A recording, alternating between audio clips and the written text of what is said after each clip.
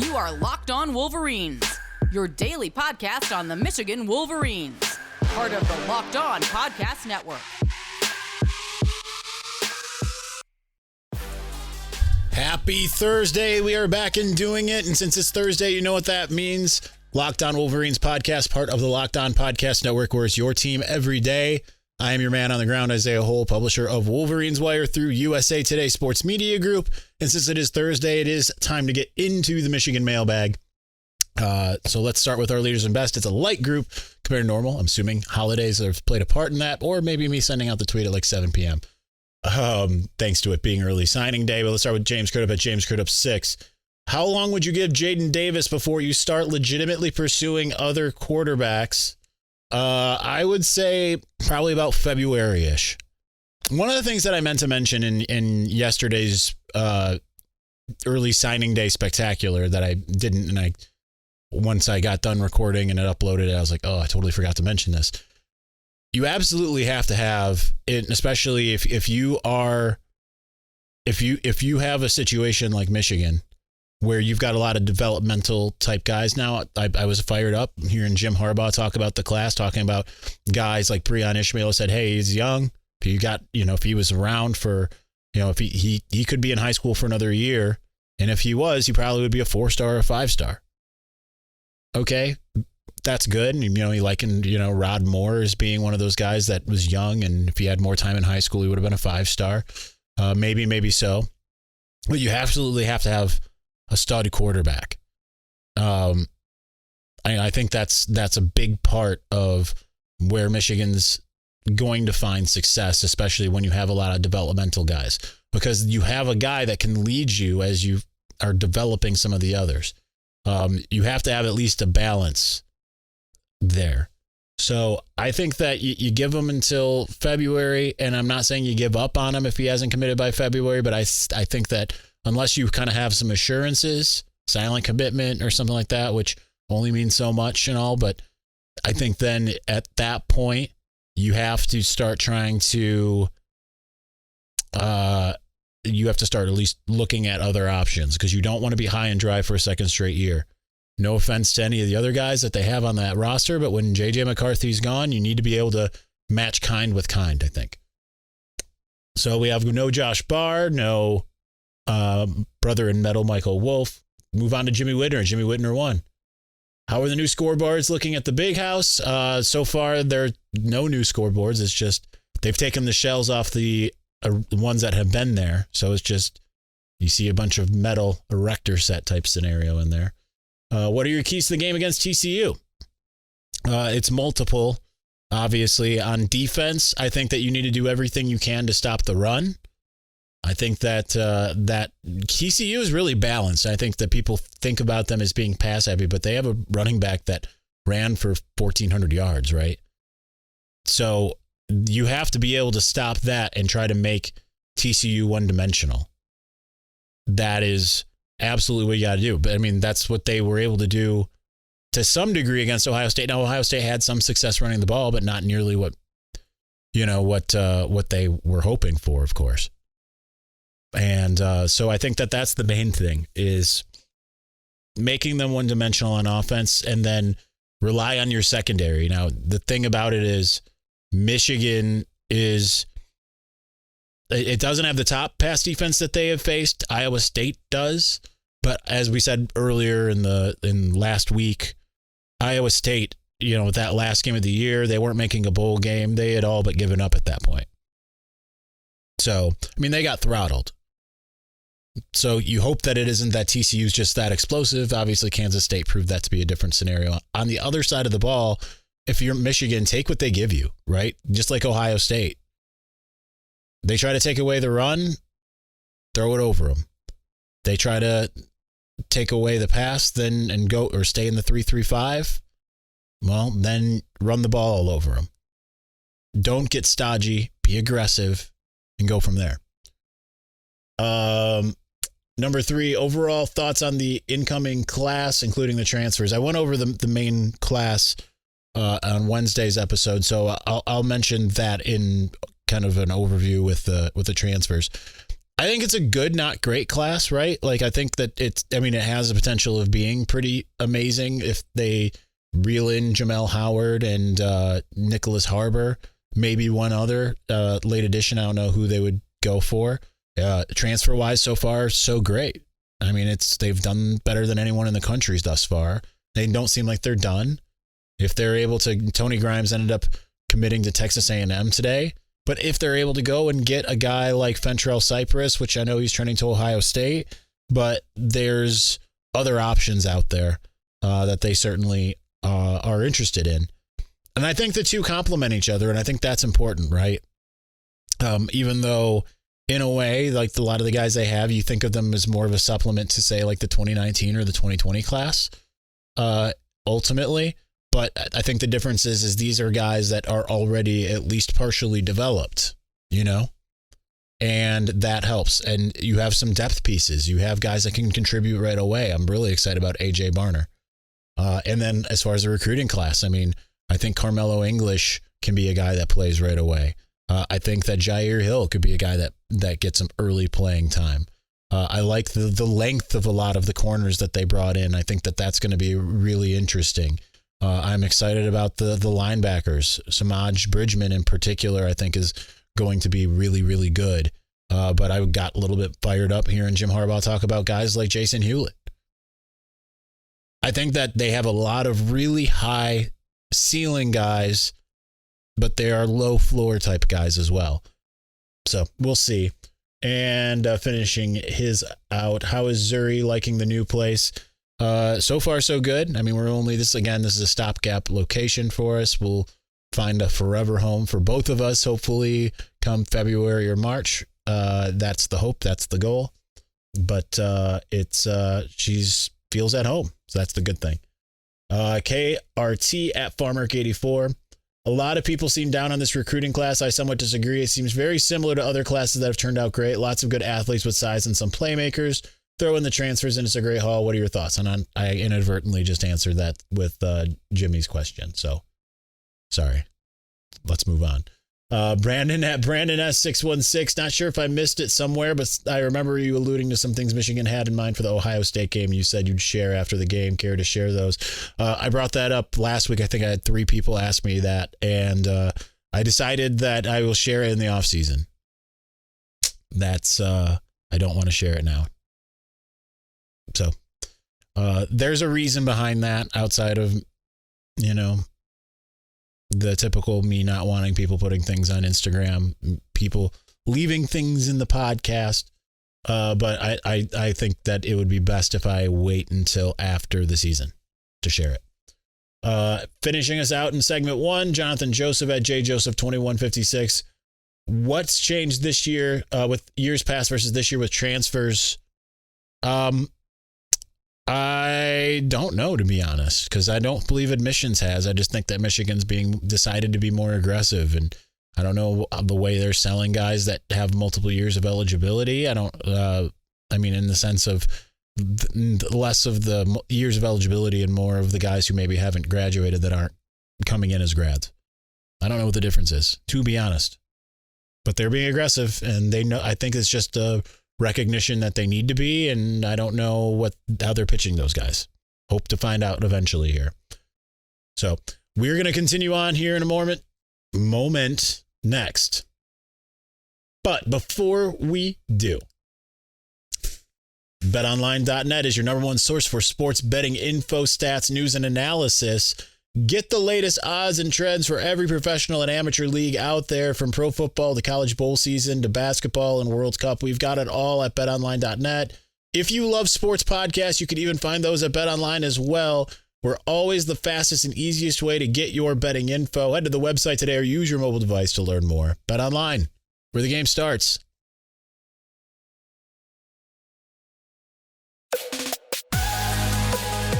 All right, we still have so many questions to get to. Also taking a holiday break out of our leaders and best.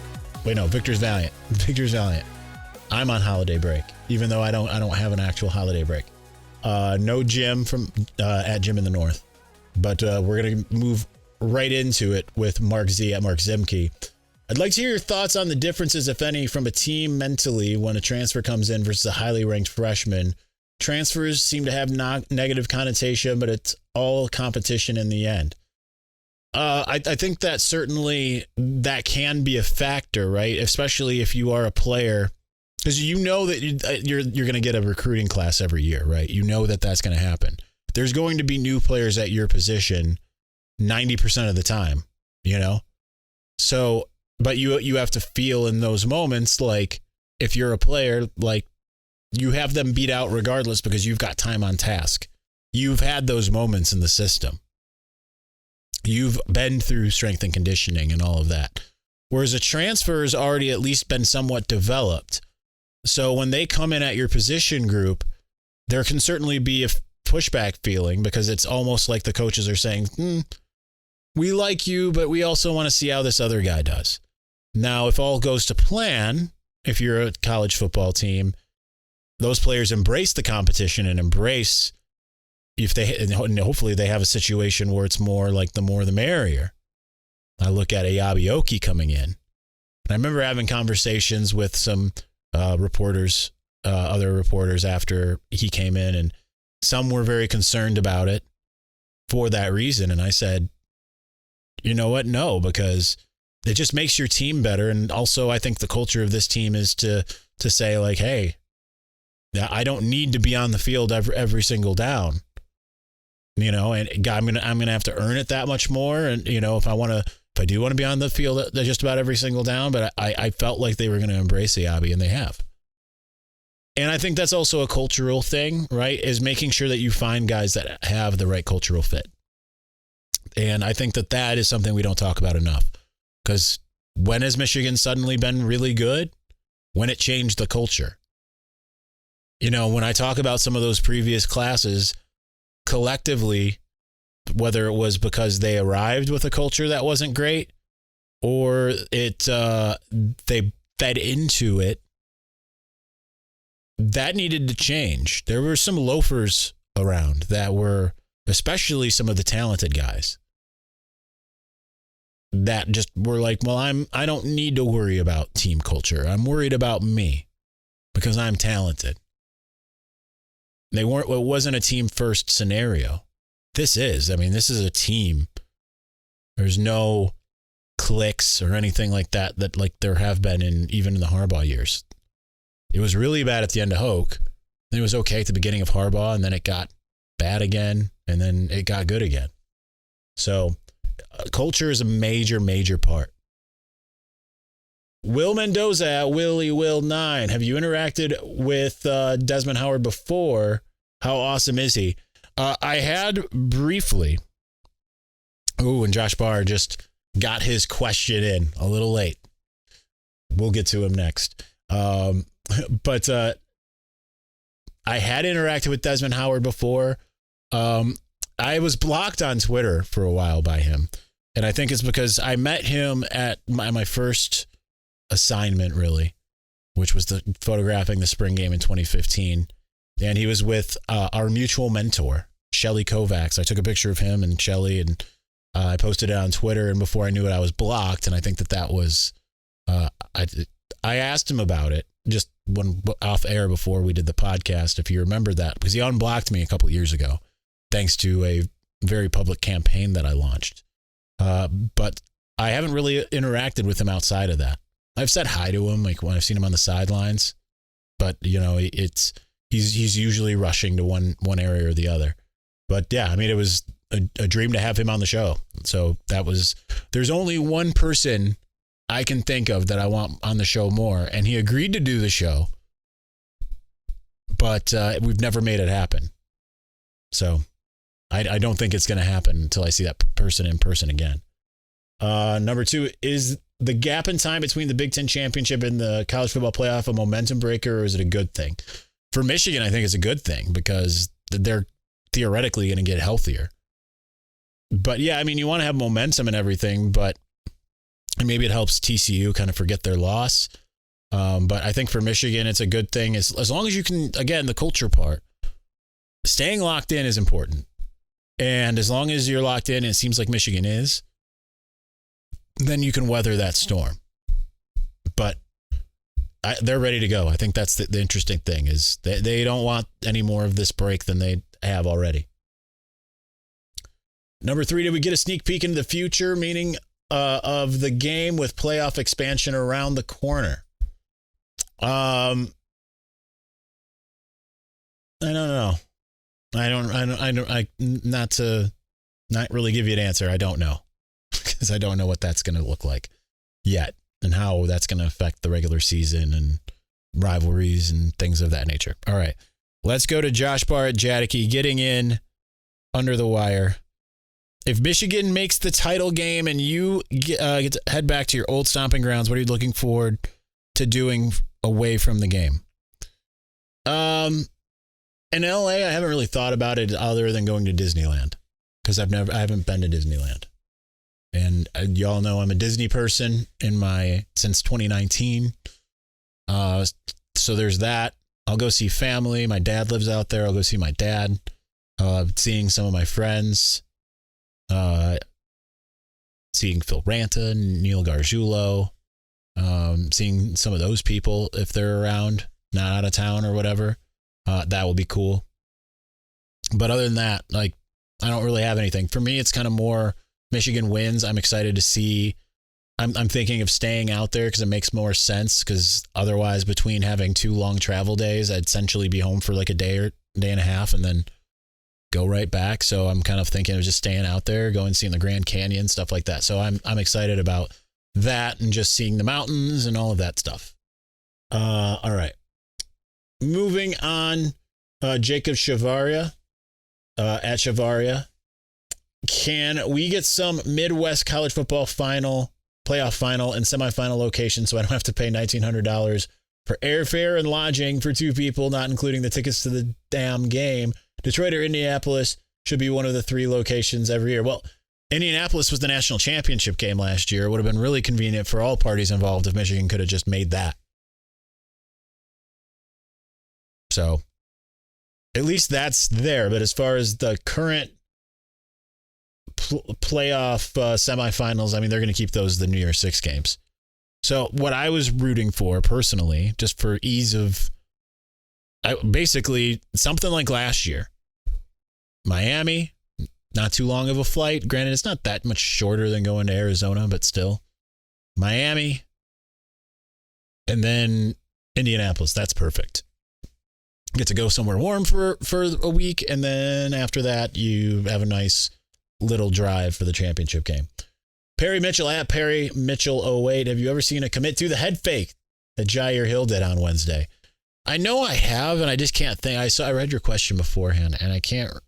I'm just trying to rack my brain. I feel like there are people that have. I don't know that anyone's really done it with Michigan, but yeah, I mean, we've seen it. You've seen it happen a few times with guys where, I mean, I was talking to Bryce Marich at the press conference today, and he was saying like it was obvious. I mean, he had intel outside of that, but he was like, it was obvious when he released his top 5 and he like 3 of the schools he never even visited. So it was fun. I had some fun reading some message boards, by the way, of Michigan fans upset with the top 5 after it happened, being like, even if he comes around, I do not want him now. All right, relax. Let's just take a breath, right? Kids are allowed to have fun. Spencer Whitmore at Spencer Whitmore. Do you have a favorite play or memory from this season? They are definitely different. I don't know if I have particularly one favorite play. The Blake Corum, I can give you a few. The Blake Corum touchdown against Indiana, the first one, that was pretty cool, or the only one, I think. That one was certainly one of my favorite memories.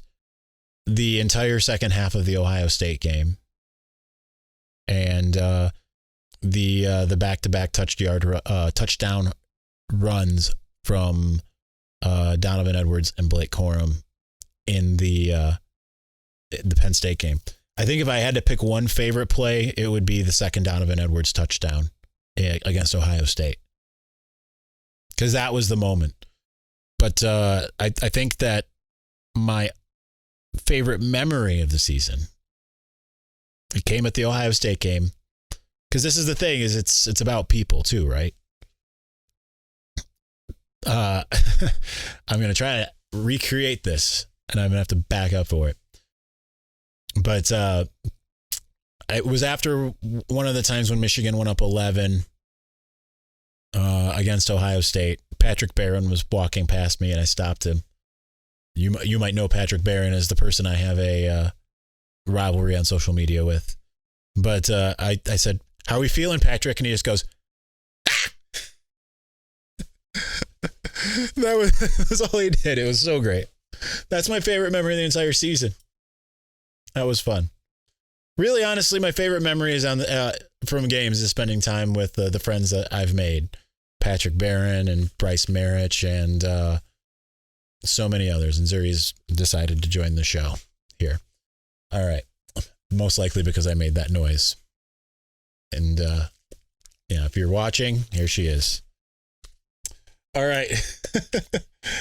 Ike Hamlin at Hamstand 87. What's your favorite strap? Strap equals gun. I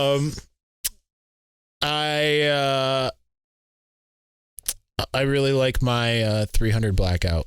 My Daniel Defense 300 blackout. I haven't gotten a suppressor on it yet. That's my favorite one. But I like my new to me Sig Sauer P320 X carry. I'm a big fan of that. Michigan question: how did we start getting folks out of the portal when that was such a struggle in the past? And I obviously answered that. I'm not really sure. I haven't got. I'll get more clarity on that during bowl week, assuredly. Zan at Zanland. We know Michigan gives helmet stickers for national awards. See Moody's Groza. Who gets the Joe Moore stickers? Starters only, contributors only, every OL on the roster. I would imagine every OL, every offensive lineman, because they all contributed one way or another in practice and scout team and all of that kind of stuff. So I would imagine that the entire, maybe there's a delineation. That's something that I'll try to get an answer to as well. Adam Kasel at Adam_Kasel. What recruit are you most excited about? Which one most outperforms his ranking? Carmelo English is the one I'm most excited about. Maybe when I see the glitz and glamour of wide out, he's the one. I just feel like he's going to be unbelievable. Unbelievable. As far as the one most outplaying their ranking, I mean, I could see DeJuan Waller, Brianna. I mean, honestly, any of those guys ranked in like the 1200s. Hayden Moore. I don't know that there's one of them in particular, but I think that as they develop and they compete with guys who are already established, there's going to be at least one of them that suddenly where things click and catch on. You know? I think. That has me thinking. I just want to see real quick. Going into the 21 class. Okay. I was just curious where Rod Moore ranked. He was 506th in the country. And he's a starter now. Anyone below him really, beside Andrew Anthony, hasn't really done anything, although Jaden McBurrows has been injured. I'm excited for him, thinking about the 2021 class. Looking at 2023, if I had to pick one that is going to outperform the ranking, I mean, Kendrick Bell's probably a safe assumption. He's in the Bell family. It's going to happen. U of M Clips and Bolts at U of M Clips Bolts. Did you used to do score predictions on Fridays back when I would listen on college commutes? I feel like you would. I did for the Michigan game, and I feel like on Friday, I might have actually done them for all of the Big Ten. I did. This year, I didn't do them as much. I don't know why. P.S. What was your favorite Christmas gift you ever received? Try one from different age groups like childhood and adulthood. I tried to think about the childhood because I saw this as I was putting this together, and I couldn't really think of anything that really, I'm sure there's something. Getting a computer, my first computer of my own, which was a gift from my grandparents when I was 13, 14, something like that. That obviously was huge. I mean, that was incredible. Adulthood-ish. This is in college. My mom got me a touchscreen remote, and that was like not really a thing that I even knew existed, except for I think I saw it in the movie Hitch. That was like the thing I never knew I always wanted. I know like the Christmas was always the big one where I got something great. So it's hard to really hone in on one, unfortunately. Yeah. All right. Finishing us off in segment 2 is Anton Sesmina Mangala at Sesmina Mangala. I absolutely get old school Michigan vibes from this current team.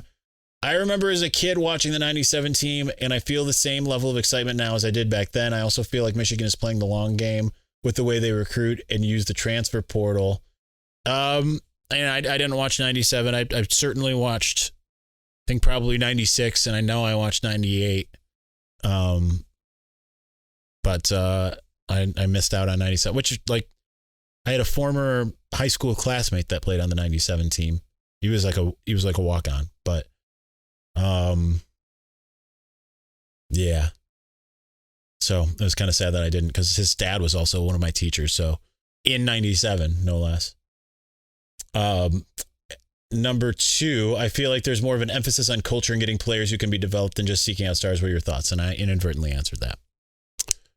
But yes, I think that is one of many components. Also, have a Merry Christmas. Thank you, and Merry Christmas to you. We have more, plenty more, coming up next.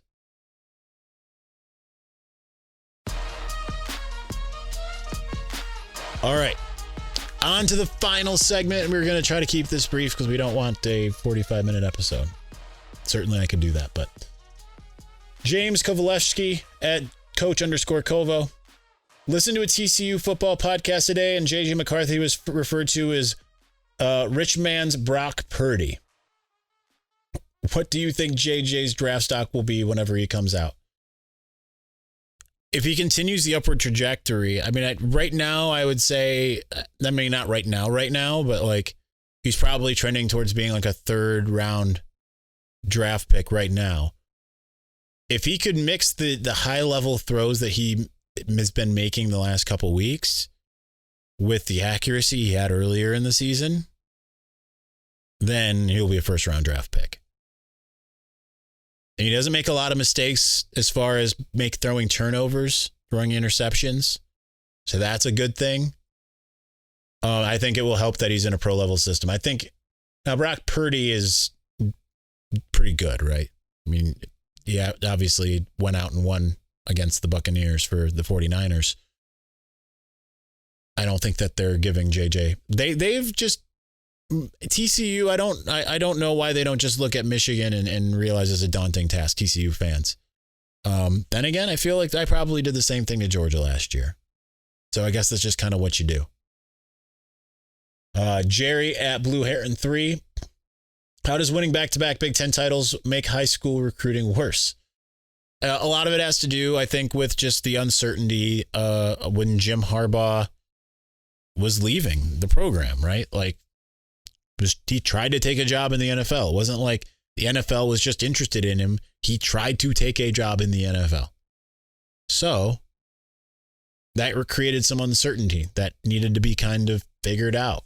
You know, recruits that otherwise probably would have been in the fold were like, I don't know if this guy's going to be there. So I'm just not going to go there. And then, you know, on Wednesday, we went through how, you know, it can take a little bit of time. Clemson won a national championship and got the 17th class in the country. So it happens, you know, back-to-back college football playoffs. And then one being a national championship, 16th rather. The 11th ranked class for 2016 and the 16th ranked class after winning the national championship with no early signing day. So it happens.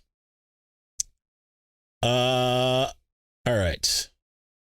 Nick Aaron at Nick Aaron 27, where the chances Clell Mullings can turn into Hassan Haskins 2.0. It's possible, and I think it's interesting. Just, you know, we talked to him the other day, and I asked him, like, what specific about being a linebacker does that, you know, that translates to being a running back? And he's like, well, you can kind of understand the way that teams are playing you. And then obviously he's not afraid of contact because he was a linebacker. Is it possible? It is probable. At this point, I would say no. I mean, we haven't really seen him break like long runs. We just saw him have a couple of good short yardage ones. So let's pump the brakes on that until we see him maybe start averaging 4 or 5 yards a carry, because we were seeing that from Hassan relatively early. In Donovan, we trust at Blue for Life 8. All right, I lost my part on the page. Besides the game itself, what are you looking forward to the most for bowl week? Sunshine, mountains, not being freezing. There's that. I don't think there's a lot of events, and I don't really know what there is to do in Phoenix. But I'd say that the camaraderie between me and my colleagues, the On3 guys, Chris Ballas, Clayton Safey, Anthony Broom's not going to be there, unfortunately. Zach Shaw from 24/7 Sports. The banter that I have back and forth with Ryan Zook and Aaron McMahon is awesome as well. Angelique, just getting to be around them. The hospitality suite, staying in the media hotel, which I love doing. The hospitality suite's right there. Seeing if things get crazy like they did in 2018. They got crazy, and I don't drink, so it was fun being the sober person there. And I went out with Mike Martin and Hallie Wagner. Sorry, Wangler. Wow, Hallie Wangler, and Chelsea. Can't remember the LPGA Tour golfer. Can't remember her last name offhand all of a sudden. But I went out with them, and I was only gone for like 2 hours, because after the media party, we get back and the entire collective of the media was lit. It was jarring and hilarious, and I have videos, and it is amazing. So yeah, that's what I'm looking forward to the most. David Hakamaki, I hope I'm pronouncing that right, at Dave Hakamaki. Which position is Michigan's krypton? It's heading into the 2023-24 season, and how do you fix it? I don't know that there is a position that's Michigan's krypton. Like from the other team, I think as far as it on its own team, I would like to see more consistency from the outside wide receivers in the passing game. Obviously, great against Ohio State. I'd like to see it be a little bit more prolific. Yeah, in general. I know they haven't necessarily needed to, but in some games when they tried to, it wasn't working. So I'd like to see it be more prolific. So that would be it. Wide receiver. Pat Hauser at Pat Hauser. Predictions or thoughts on who will enter the draft early versus return? Jamon Green, I'm going to say stays. Trevor Keegan, I'm going to say stays. Carson Barnhart stays. DJ Turner, I would have said go, but I think that there's a chance he stays. Zach Zinter, it sounds like he's probably going to go. Chris Jenkins, I'm going to say he stays. And then Blake Corum, 50 or 50. I get the feeling he might stay. We'll address that momentarily. I'm assuming Smith, Morris, and Colson are entering the draft. Colson can't enter the draft. He's a second-year player. Colson's around for at least one more year. Hayes and Schoonmaker already confirmed they are entering the draft. Yes, that's right. So there you go. Go Blue Carl at Go Blue Carl 4227. Are Ohio State and Michigan State falling apart? I think that's a little hyperbolic. Michigan State just did a pretty good job in the recruiting trail, kind of given everything. They've gotten a lot of they're getting some transfers and stuff in the fold as well. But you need the development part if you're Mel Tucker. Ohio State still has one of the top classes in the country. Yeah, they're losing guys. If they get embarrassed by Georgia, that won't help. But the problem is they still are talented enough to beat most of the teams on their schedule. If you're going 10-2, 11-1, most every year, or even 12-0, like they have tended to kind of go, then they're not falling apart, but they are in danger of it. Gary Richardson at G. Richardson, 747. Any chance at Travis Hunter? No. He's going to Colorado. Sorry to tell you that. Mitch at Michigan Mitch 08. Should Corum stay or declare? Now, here's the thing. I have a feeling he's going to end up staying. He's kind of missing out on the best parts of the year. And I think that eats at him a little bit. And I think he's kind of more like in that Jake Butt, Jordan Lewis mold. Definitely could go pro, but might not. I think I've seen someone say, someone reputable say he's not a first or second rounder. First rounder, probably not, because I don't think running backs are first rounders anymore. Second rounder, probably. And I still abide by the Dan Mullen school of thought. If you're a third rounder or better, you should go. Anything below that, go back to school. I still abide by that. But, you can't hate a guy that's just like, I have more that I want to give. Aiden Hutchinson, Jordan Lewis, Jake Butt. I think you can't go wrong with it generally. Even if Jake would tell you he wouldn't do anything differently. He's come on this podcast and said it multiple times. I've got really weirded out by these shadows. If you're watching, the shadows are Zuri walking in front of the lights. Since they're not ceiling mounted. Finishing us out, David G. Van Reenen at X Nihilo, Nil 07, whatever. I don't know how to say that. Cool name, though. Do you think there could be an upside with the lower ranked class because maybe NIL situation filtered out some players that are not the best fit? I didn't think of it that way, but in a way, you could be right. Because, again, Michigan has a team right now. A team. All pulling in the same direction. Not about themselves. I feel like we got some great dudes in this class that are going to be a big part of keeping this thing going. And I think that some of the guys that Jim Harbaugh's talked about and others have talked about as being leaders are some of the more mid guys as far as their ranking is concerned. Samaj Morgan, that them being a leader. Some of these other guys that maybe aren't as outspoken but can be really, really good as far as that's concerned. So, all right, we ran out of space on the camera because I haven't deleted pictures from games yet since I haven't transferred them because of the move. Anyway, that's going to do it for us. Thank you for watching and or listening. We'll talk to you soon. Peace.